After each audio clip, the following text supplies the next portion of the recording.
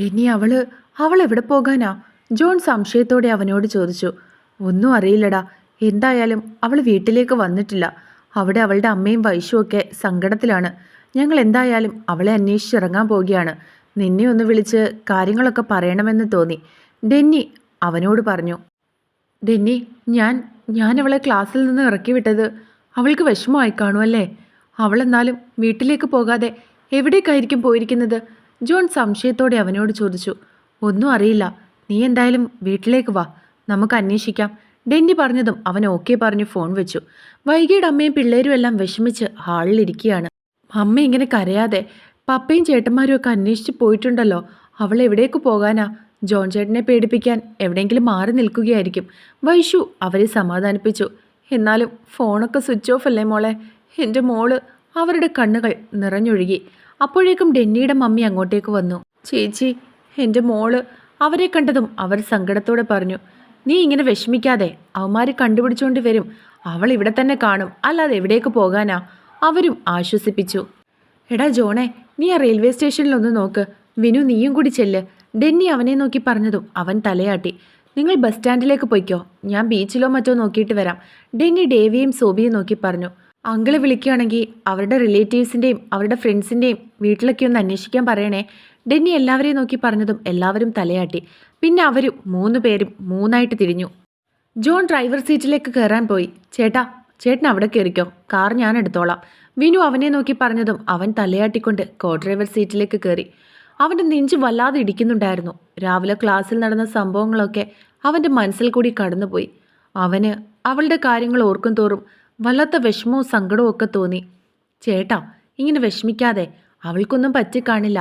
ചിലപ്പോൾ നമ്മളെ പറ്റിക്കാൻ എവിടെയെങ്കിലും മാറിയിരിക്കുമായിരിക്കും. വിനു അവനെ സമാധാനിപ്പിക്കാൻ ശ്രമിച്ചുകൊണ്ട് പറഞ്ഞു. അവളങ്ങനെ മാറിയിരിക്കുമെന്ന് എനിക്ക് തോന്നുന്നില്ല. എന്നോടുള്ള ദേഷ്യത്തിൽ അവളുടെ അമ്മയും പപ്പയും അവൾ വിഷമിപ്പിക്കുമോ വിനു? അവൻ വിഷമത്തോടെ തിരികെ ചോദിച്ചു. വിനു അതിന് ഉത്തരവൊന്നും പറഞ്ഞില്ല.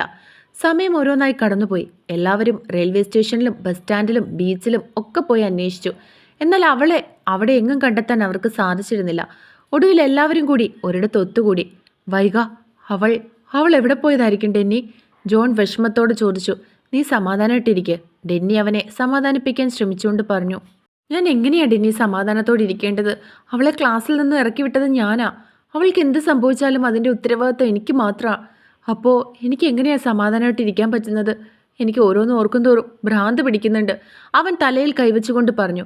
അവൻ്റെ അവസ്ഥ കണ്ട് എല്ലാവർക്കും നല്ല വിഷമമായിരുന്നു. വൈകി എവിടെ പോയതായിരിക്കും എന്നുള്ള ചിന്തയിലായിരുന്നു അവരെല്ലാവരും. അവർ സംസാരിച്ചുകൊണ്ടിരുന്നപ്പോഴാണ് ജോ അങ്ങോട്ടേക്ക് വന്നത്. എന്താ ഡെന്നി, അവളെപ്പറ്റി എന്തെങ്കിലും വിവരം കിട്ടിയോ? അവൻ സംശയത്തോടെ അവരെ നോക്കി ചോദിച്ചു. എന്നാൽ അതിന് ഉത്തരം പറയാതെ അവൻ ഇല്ല എന്നുള്ള അർത്ഥത്തിൽ തലയാട്ടി. അവൾ പോകാൻ സാധ്യതയുള്ള അവളുടെ ഫ്രണ്ട്സിൻ്റെയും റിലേറ്റീവ്സിൻ്റെയും ഒക്കെ വീട്ടിൽ അന്വേഷിച്ചു നോക്കിയോ നിങ്ങൾ? അവൻ സംശയത്തോടെ വീണ്ടും ചോദിച്ചു. അതൊക്കെ അങ്കിള് തിരക്കി നോക്കിയിരുന്നു. അവിടെയെങ്ങും അവൾ ചെന്നിട്ടില്ല. ഡേവി അവനെ നോക്കി മറുപടി പറഞ്ഞു. പിന്നെ വൈകി എവിടേക്ക് പോയതായിരിക്കും? അവനും പറഞ്ഞുകൊണ്ട് ആലോചനയോടുകൂടെ നിന്നു. എടാ ജോണേ, അവൾ കോളേജിൽ നിന്ന് പുറത്തേക്ക് പോയെന്ന് നിനക്ക് ഉറപ്പാണോ? എന്തോ ആലോചനയ്ക്കൊടുവിൽ ജോ അവനെ നോക്കി സംശയത്തോടെ ചോദിച്ചു. ക്ലാസ്സിൽ നിന്നും ഞാൻ ഇറക്കിവിട്ട സ്ഥിതിക്ക് അവൾ എന്തായാലും വീട്ടിലേക്ക് പോകാൻ ഇറങ്ങിക്കാണില്ലേ? ജോൺ തിരികെ സംശയത്തോടെ അവനോട് ചോദിച്ചു. ഒരു പക്ഷെ പോയിട്ടില്ലെങ്കിലോ? നിങ്ങൾ കോളേജിൽ അന്വേഷിച്ച് നോക്കിയിരുന്നോ? ജോ അവനെ നോക്കി ചോദിച്ചതും അവരില്ല എന്നുള്ള അർത്ഥത്തിൽ അവനെ നോക്കി തലയാട്ടി. ഈ സാഹചര്യത്തിൽ പറയാൻ പറ്റുന്നതാണോ എന്ന് എനിക്കറിയില്ല. എങ്കിലും ഞാൻ എൻ്റെ ഒരു സംശയം നിങ്ങളോട് പറയട്ടെ. ഹെലൻ എന്ന സിനിമയിൽ ആ നായികയെ കാണാതെയാകുമ്പോൾ അവരെല്ലാവരും അന്വേഷിക്കില്ലേ? പക്ഷേ അവൾ വർക്ക് ചെയ്യുന്ന സ്ഥലത്ത് തന്നെ അവൾ ഉണ്ടായിരിക്കും. അതറിയാതെയാണ് അവരെല്ലാവരും പോയി അവളെ അന്വേഷിക്കുന്നത്. അതുപോലെ ആകാൻ സാധ്യതയില്ലേ? റെയിൽവേ സ്റ്റേഷനിലും ബസ് സ്റ്റാൻഡിലും ബീച്ചിലും മറ്റവൾ പോകാൻ സാധ്യതയുള്ള എല്ലാ സ്ഥലത്തും നമ്മളെല്ലാവരും പോയി അന്വേഷിച്ചു. ഒരുപക്ഷെ അവൾ നിങ്ങളുടെ കോളേജിൽ തന്നെ ഉണ്ടെങ്കിലോ? ജോ സംശയത്തോടെ പറഞ്ഞതും എല്ലാവരും പരസ്പരം നോക്കി. കുന്തം പോയാൽ കുടത്തിലും തപ്പണമെന്നാണല്ലോ പഴമൊഴി. എല്ലാ സ്ഥലത്തും അന്വേഷിച്ച സ്ഥിതിക്ക് നമുക്ക് ആ വഴി കൂടി ഒന്ന് അന്വേഷിച്ചാലോ? ജോ പറഞ്ഞതും അവർക്കും അത് ശരിയാണെന്ന് തോന്നി. എങ്കിൽ പിന്നെ ഇനി താമസിക്കാൻ നിൽക്കണ്ട. നിങ്ങൾ വണ്ടിയിലേക്ക് കയറ്. നല്ല മഴ വരുന്നുണ്ട്. നമുക്ക് കോളേജിൽ കൂടി ഒന്ന് കയറി അന്വേഷിക്കാം. ഡെന്നി പറഞ്ഞതും അവരെല്ലാവരും തലയാട്ടി. പിന്നെ അവരവരുടെ കാറിലേക്ക് കയറി. ഡെന്നിയും ഡേവിയുമാണ് ആദ്യം കോളേജിലേക്ക് എത്തിയത്. സെക്യൂരിറ്റി അവരുടെ കാറ് കണ്ടതും പുറത്തേക്ക് ഇറങ്ങി വന്നു. എന്താ കാര്യം? അയാൾ സംശയത്തോടെ അവരോട് ചോദിച്ചു. അത് എൻ്റെ കസിൻ ഈ കോളേജിലാണ് പഠിക്കുന്നത്. അവൾ ഇതുവരെ വീട്ടിൽ തിരികെ വന്നിട്ടില്ല. ഡെന്നി അയാളെ നോക്കി മറുപടി പറഞ്ഞു. ഇവിടുന്ന് കുട്ടികളെല്ലാം അവരവരുടെ വീട്ടിലേക്ക് പോയല്ലോ. ഇവിടെങ്ങും ആരുമില്ല. അയാൾ അവരെ നോക്കി പറഞ്ഞു. അറിയാം ഇവിടുത്തെ കുട്ടികളൊക്കെ വീട്ടിലേക്ക് പോയെന്ന്. അവൾ രാവിലെ ക്ലാസ്സിൽ നിന്നും ഇറങ്ങിയതാണ്. ഇതുവരെ തിരികെ വീട്ടിലേക്ക് വന്നിട്ടില്ല. ഡെന്നി അയാളെ നോക്കി വീണ്ടും പറഞ്ഞു. ക്ലാസ്സുകൾ ഫുള്ള് അടച്ചതാണ്. ഇവിടെ കുട്ടികളൊന്നുമില്ല. ആ കുട്ടി വേറെ എവിടെയെങ്കിലും പോയതായിരിക്കും. പ്രിൻസിപ്പലിൻ്റെ അനുവാദം ഇല്ലാതെ കോളേജ് തുറന്നു തരാൻ കഴിയില്ല. അയാൾ വീണ്ടും അവരെ നോക്കി മറുപടി പറഞ്ഞു. അയാളുടെ സംസാരം കേട്ട് ഡെന്നിക്ക് നല്ല ദേഷ്യം വരുന്നുണ്ടായിരുന്നു. വൈകിയെ കാണാത്ത ടെൻഷനിലായിരുന്നു അവരെല്ലാവരും. അതിൻ്റെ കൂടെ ഒന്ന് നോക്കാൻ പോലും അയാൾ കോളേജ് തുറന്നു തരില്ല എന്ന് പറയുന്നത് കേട്ടതും ഡെന്നിക്ക് ദേഷ്യം വന്നു. അവൻ ദേഷ്യത്തോടെ ഡ്രൈവർ സീറ്റിൽ നിന്നും ഇറങ്ങി. പിന്നെ ഡോറ് വലിച്ചടച്ചിട്ട് അയാളുടെ അടുത്തേക്ക് ചെന്നു. ഒരു പെങ്കൊച്ചിനെ കാണാതെ നാട് മുഴുവൻ തെരഞ്ഞുകൊണ്ടിരിക്കുക ഞങ്ങൾ.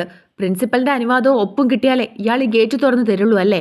ഈ കോളേജിനകത്ത് നിധിയൊന്നും ഇല്ലല്ലോ എടുത്തോണ്ട് പോകാൻ. അതും പറഞ്ഞ് ദേഷ്യത്തോടെ അവൻ ഗേറ്റ് വലിച്ചു തുറന്നു. നിങ്ങൾ എന്തായി കാണിക്കുന്നത്? ആ കുട്ടിയെ കാണുന്നില്ലെങ്കിൽ നിങ്ങൾ പോലീസ് സ്റ്റേഷനിൽ പരാതി കൊടുക്കണം. അല്ലാതെ ഇവിടെ വന്ന് പ്രശ്നം ഉണ്ടാക്കുകയല്ല ചെയ്യേണ്ടത്. അയാളും തിരികെ അവനോട് ദേഷ്യപ്പെട്ടു. അപ്പോഴേക്കും ജോണും മറ്റുള്ളവരും അങ്ങോട്ടേക്ക് വന്നു. സർ, ജോണിനെ കണ്ടതും അയാൾ സംശയത്തോടെ വിളിച്ചു. ചേട്ടാ, കാണാതെയായ വൈഗ എൻ്റെ കസിനാണ്. രാവിലെ ക്ലാസ്സിൽ നിന്നും പോയതാ അവള്. ഇതുവരെയായിട്ടും വീട്ടിലേക്ക് വന്നിട്ടില്ല. ഞങ്ങൾ എല്ലാ സ്ഥലത്തും പോയി അന്വേഷിച്ചു. അവളെ അവിടെ എങ്ങും കണ്ടെത്താൻ സാധിച്ചില്ല. ഇനി അവസാനത്തെ ഒരു ശ്രമമാണ് ഇവിടെ അന്വേഷിക്കുന്നത്. ഇവിടെയും അവളെ കണ്ടില്ലെങ്കിൽ പരാതി കൊടുക്കാൻ പോവുകയാണ്. ജോൺ അയാളെ നോക്കി മറുപടി പറഞ്ഞു. സർ, പ്രിൻസിപ്പൽ സാർ പറയാതെ എൻ്റെ ജോലി പോകും. ആകെയുള്ള വരുമാനമാണിത്.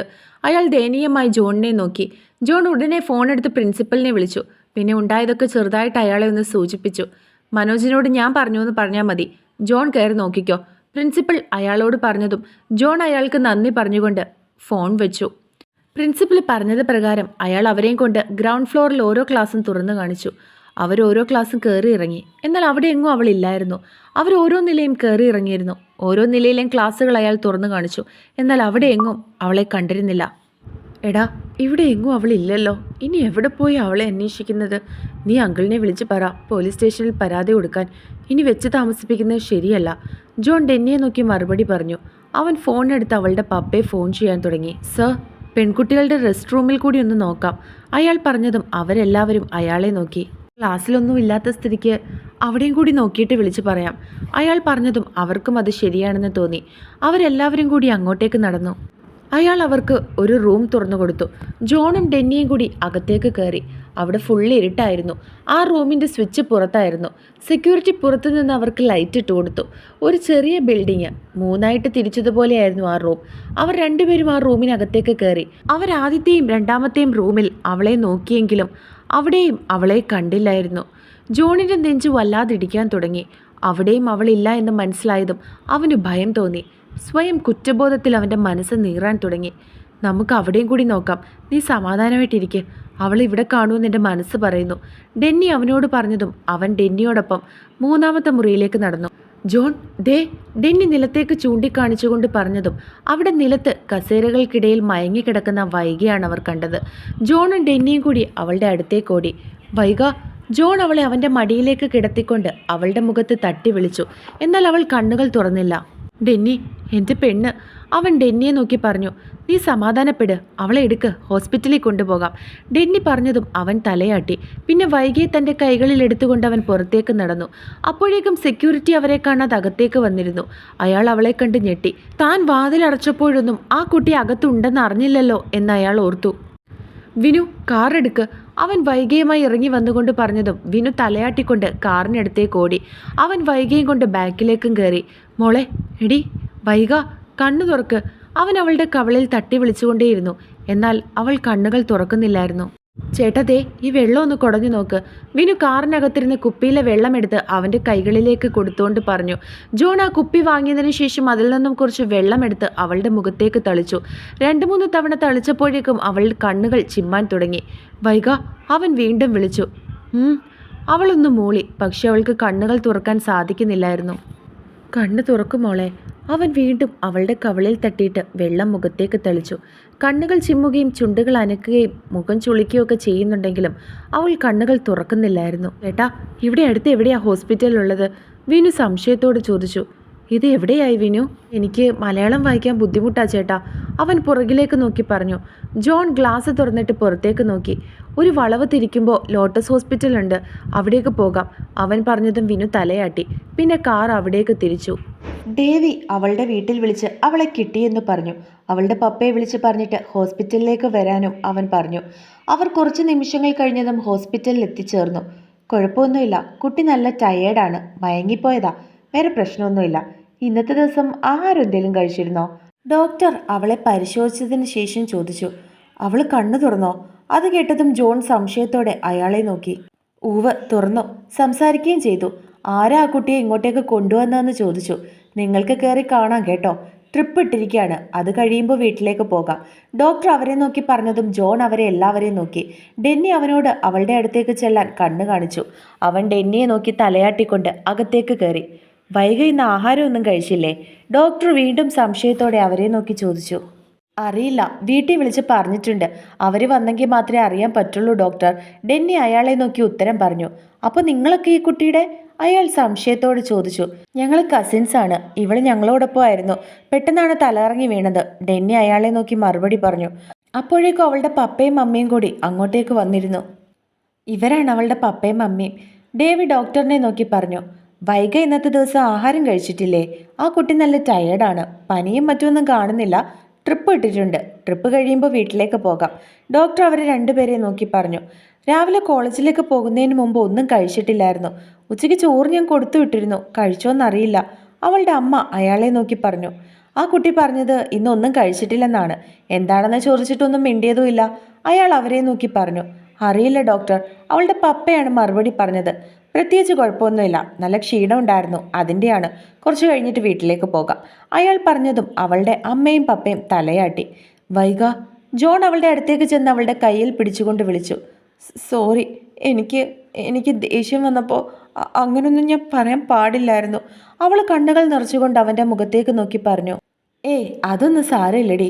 ഇന്ന് നിന്റെ പുച്ഛവും ദേഷ്യമൊക്കെ ഞാൻ ആസ്വദിച്ചിട്ടേ ഉള്ളൂ. അന്നൊക്കെ നിന്നോട് പരിഭവം ഉണ്ടായിരുന്നു എന്നുള്ളത് ശരിയാണ്. പക്ഷെ പിന്നെ അങ്ങനെയൊന്നും എനിക്ക് മനസ്സിലാകും.